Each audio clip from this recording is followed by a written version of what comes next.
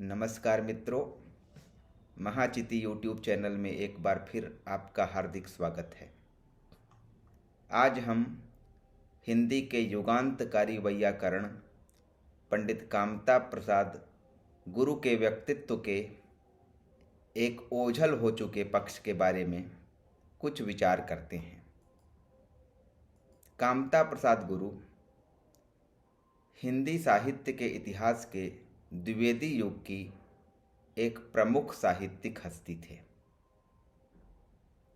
उन्होंने कविता, उपन्यास, नाटक, बाल साहित्य आदि विभिन्न विधाओं में हिंदी साहित्य की आराधना का कार्य अपनी उम्र के 20वें वसंत से ही शुरू कर दिया था।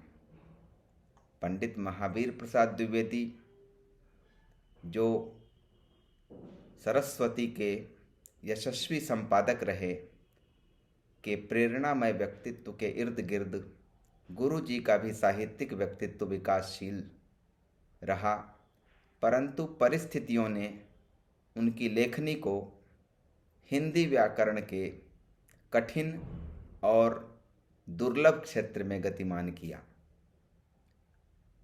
तब हमने 1920 ईस्वी में हिंदी भाषा के एक महान वैयाकरण का उदय देखा था।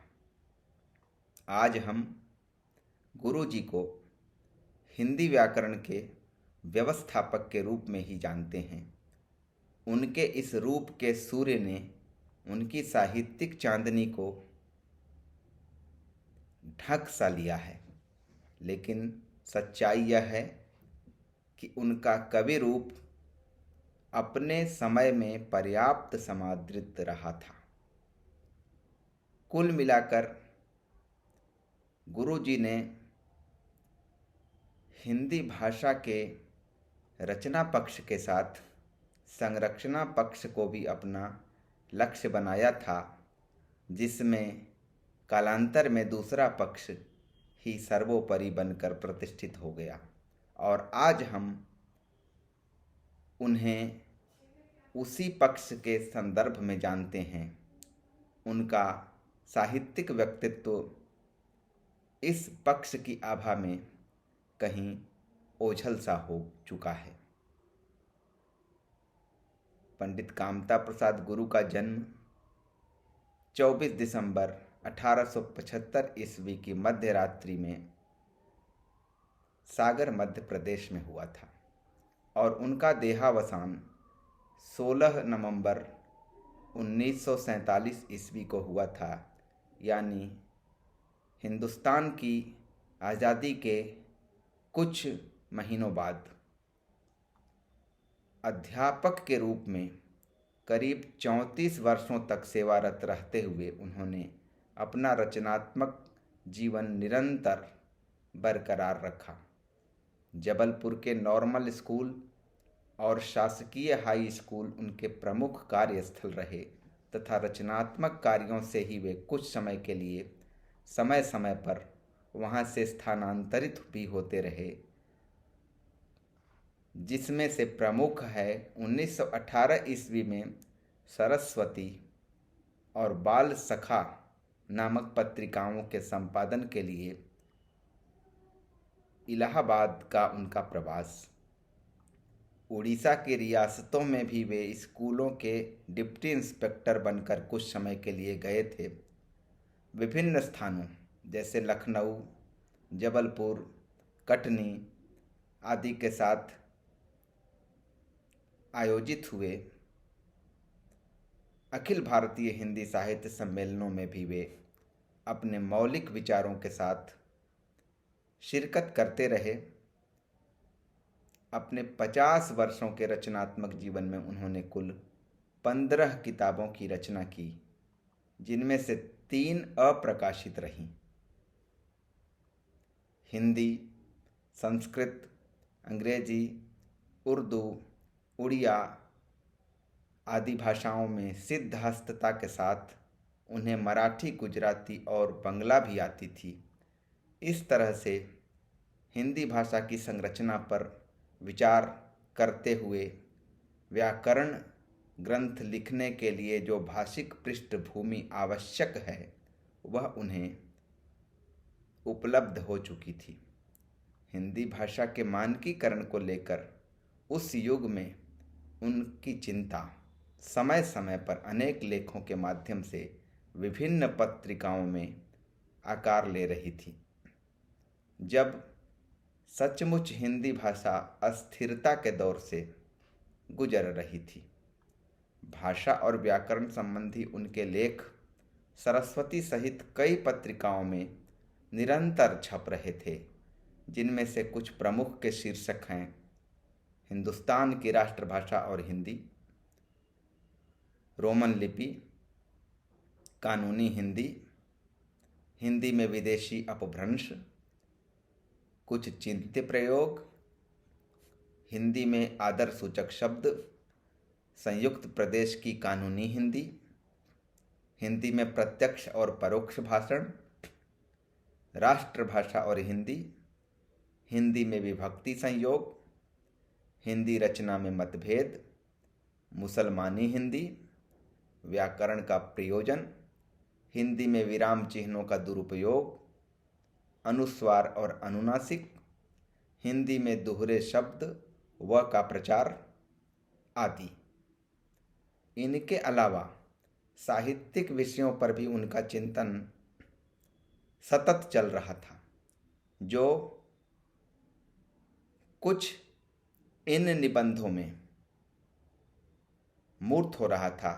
कुछ के नाम हैं हिंदी में विवादग्रस्त विषय, हिंदी नाटक पात्रों की भाषा, आधुनिक हिंदी कविता, हिंदी कविता में तुकांत, बिहारी के विषय में मतभिन्नता आदि।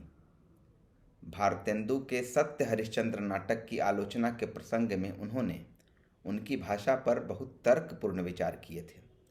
अंग्रेजी में भी उनके आलोचनात्मक लेख रचे गए थे, जो इंडियन एजुकेशन और जबलपुर टाइम्स में छपते रहे थे।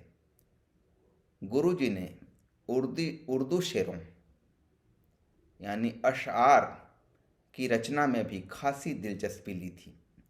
1893 से 1895 ईस्वी के दौरान कन्नौज की पयामे आशिक पत्रिका में उनके ढेरों शेर पाए गए हैं। पंडित महावीर प्रसाद द्विवेदी द्वारा विद्यालयी पाठ्यक्रम के लिए तैयार की गई पुस्तक कविता कलाप, जो 1909 ईस्वी में छपी थी, कविता कलाप नामक उस रचना में गुरु जी की कविताएं भी सम्मिलित थीं। पंडित राम नरेश त्रिपाठी द्वारा 1920 ईस्वी में प्रकाशित कविता कौमुदी के द्वितीय भाग में गुरु जी की रचना भी परिचय के साथ छपी थी। उन्होंने उपन्यास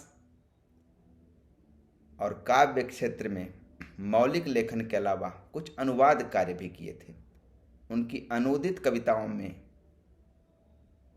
यूलिसीज कविता, जो कवि टेनिसन की है, का अनुवाद उल्लासी नाम से, ग्रेक कृत सोनेट का अनुवाद मित्र निधन के नाम से, ग्रेक कृत एलेजी का अनुवाद ग्रामीण विलाप नाम से, और इसी तरह से एक प्रेम घात नामक भी अनुदित कविता आदि हैं। उड़िया के उपन्यास मालती ओ भाग्यवती का उन्होंने पार्वती और यशोदा नाम से छायानुवाद भी किया था। गीता रहस्य के हिंदी अनुवाद में गुरुजी द्वारा 2 पद्यों का हिंदी पद्यानुवाद भी किया गया था। संस्कृत के सुभाषितों का हिंदी पद्य रूपांतर करना उनका प्रिय विषय रहा था। इसके साथ स्कूलों के लिए हिंदी रीडर बनाने के काम में भी वे खूब सक्रिय थे, जिनमें पद्य समुच्चय चर्चित रहा। इसके अलावा भी कई अन्य रीडरों में उनकी कविताएं चल रही थीं। सरस्वती, श्री शारदा, सुधा, माधुरी आदि पत्रिकाओं में उनकी अनेक कविताएं छपी थीं। उनके उड़िया भाषा के कुछ निबंध देवनागर नामक पत्रिका में प्रकाशित हुए थे। पंडित कामता प्रसाद गुरु के रचना संसार पर यदि हम एक दृष्टि डालें तो इस प्रकार से उनकी रचनाओं को उल्लिखित कर सकते हैं। उपन्यास में सत्य प्रेम 1995 ईस्वी, पार्वती और यशोदा, ये 2 उपन्यास। नाटक में सुदर्शन नामक नाटक 1896 ईस्वी में प्रकाशित। उनके निबंध संग्रहों में देशोद्धार और हिंदुस्तानी शिष्टाचार, ये 2 निबंध संग्रह। देशोद्धार में देशभक्ति विषयक निबंधों का संग्रह है और हिंदुस्तानी शिष्टाचार में आचार विषयक निबंधों का संग्रह है। काव्य में भौमासुर 1896 ईस्वी में प्रकाशित उनका ब्रजभाषा काव्य है। ब्रजभाषा काव्य एक और विनय पचासा नाम से और अत्याचारी नाम से एक पद्यमय विनोद काव्य कृति है। पद्य पुष्पावली जो 1925 ईस्वी में छपी, बाल पद्यावली जिसमें 15 कविताएं हैं, ये सब उनकी काव्य रचनाएं हुई। उन्होंने बिहारी के 145 दोहों का संकलन विमल बिहारी के नाम से भी किया था। यह सूचना के अनुसार अभी तक अप्रकाशित है। और नीति पद्यमाला जिसमें संस्कृत के 124 पद्यों का हिंदी रूपांतर है, यह अनुदित काव्य अभी तक अप्रकाशित है जहाँ तक मुझे जानकारी है। भाषा व्याकरण चिंतन धीरे धीरे उनका सर्वप्रसिद्ध क्षेत्र बन गया और इस दिशा में भाषा वाक्य पृथक्करण 2 भागों में 1900 ईस्वी में प्रकाशित हुआ। 1907 ईस्वी में बालबोध व्याकरण, फिर मध्य हिंदी व्याकरण, संक्षिप्त हिंदी व्याकरण और उनका सबसे प्रसिद्ध ग्रंथ जो उन्हें हिंदी व्याकरण के इतिहास में व्यवस्थापक व्याकरण की हैसियत प्रदान करता है, वह है 1921 ईस्वी में प्रकाशित हिंदी व्याकरण।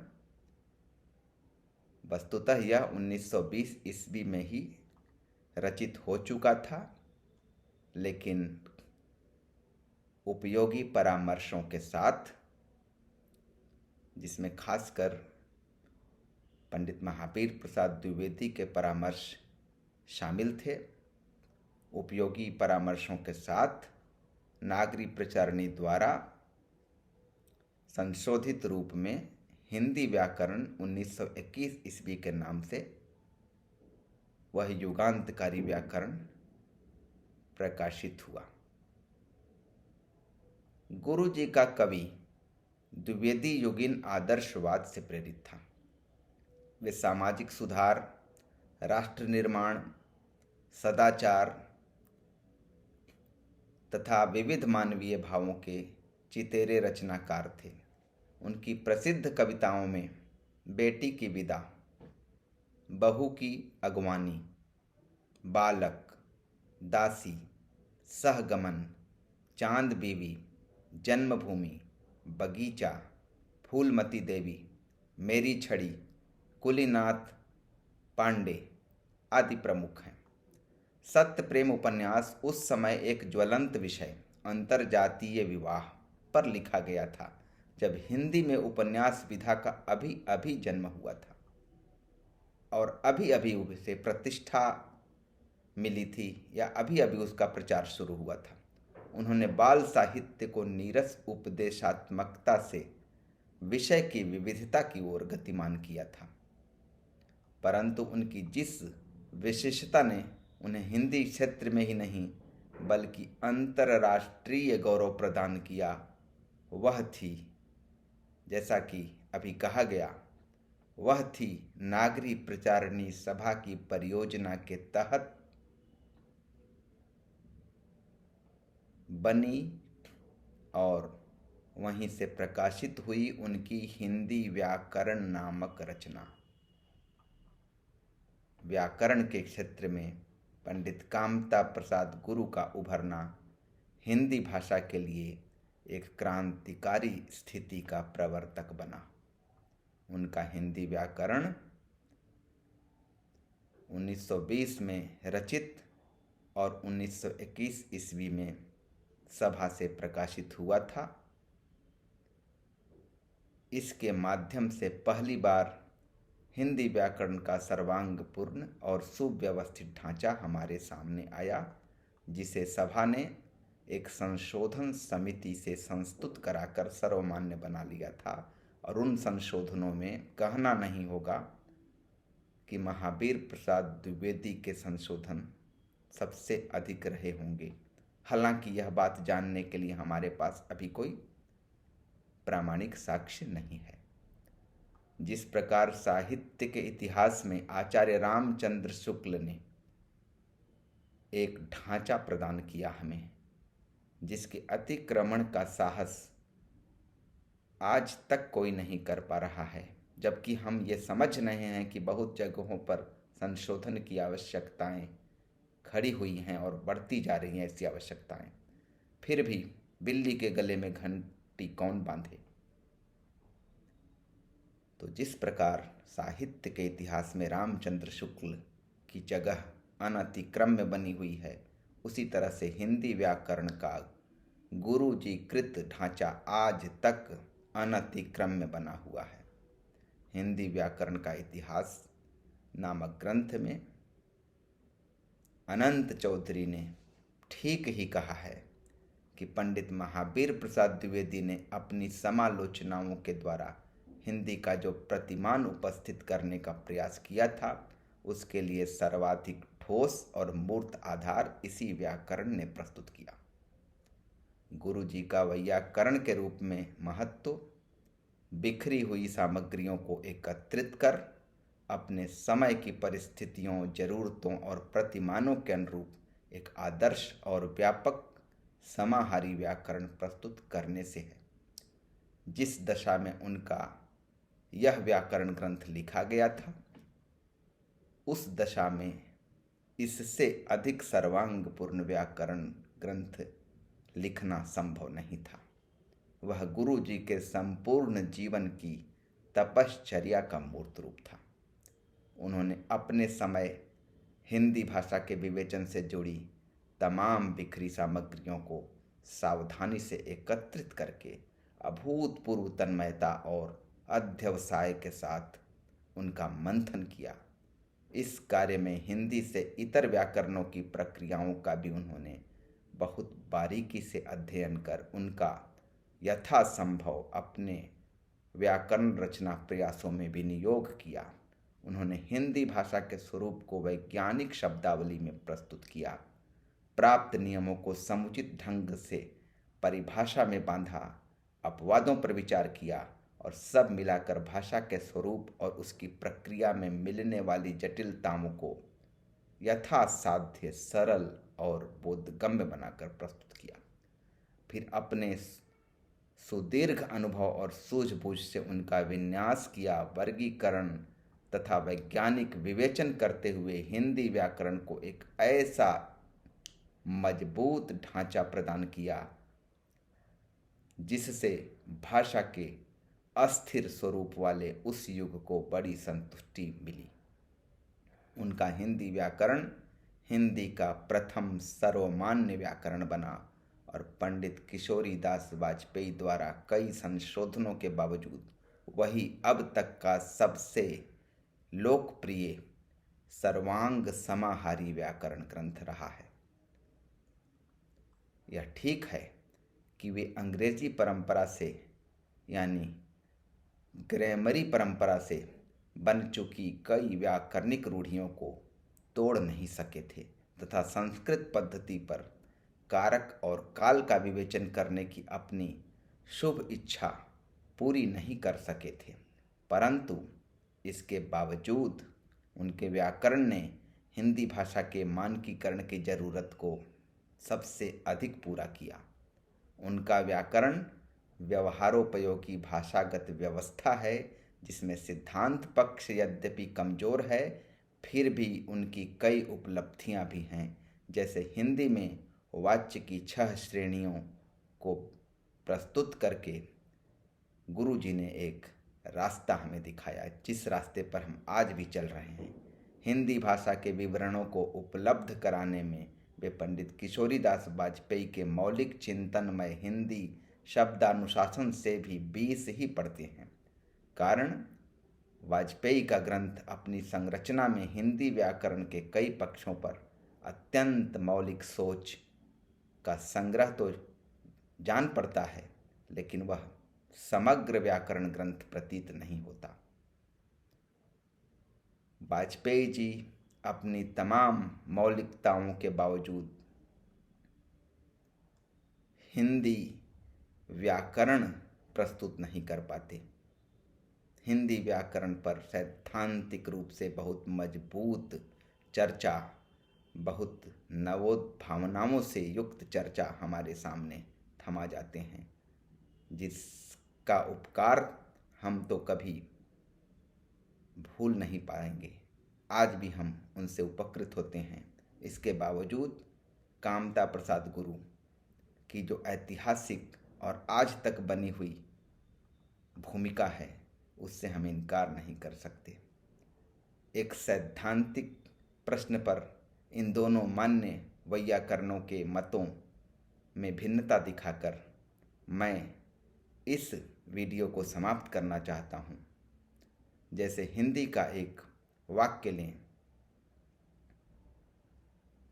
सीता ने रोटी खाई, इस प्रकार के वाक्य को किशोरीदास वाजपेयी कर्मवाच्य मानते हैं, क्योंकि क्रिया कर्म के अनुसार है। लेकिन कामता प्रसाद गुरु इसे कर्तृवाच्य का कर्मणि प्रयोग मानते हैं। गुरु जी अपने समय में सही थे, भले इस संदर्भ में वे खुलकर व्याख्या नहीं कर सके, और वाजपेयी जी इस सैद्धांतिक जमीन पर ठीक नहीं थे। हिंदी में वाच्य रचना संस्कृत के वाच्य रचना से कुछ अलग संदर्भ लेती है, यह समझने में वाजपेयी जी सक्षम नहीं हो सके थे शायद। गुरु जी की ऐसी कई खूबियां हैं उनके व्याकरण चिंतन में। केवल संग्रह ग्रंथ नहीं है, विवेचक ग्रंथ भी है। और हिंदी का पहला व्यवस्थित व्याकरण देने वाले कामता प्रसाद गुरु की स्मृति को नमस्कार करते हुए मैं इस वीडियो को यहीं पर समाप्त करता हूँ। जल्द ही किसी नए विषय पर कोई नया वीडियो लेकर मैं आपके समक्ष उपस्थित होऊंगा। तब तक के लिए नमस्कार।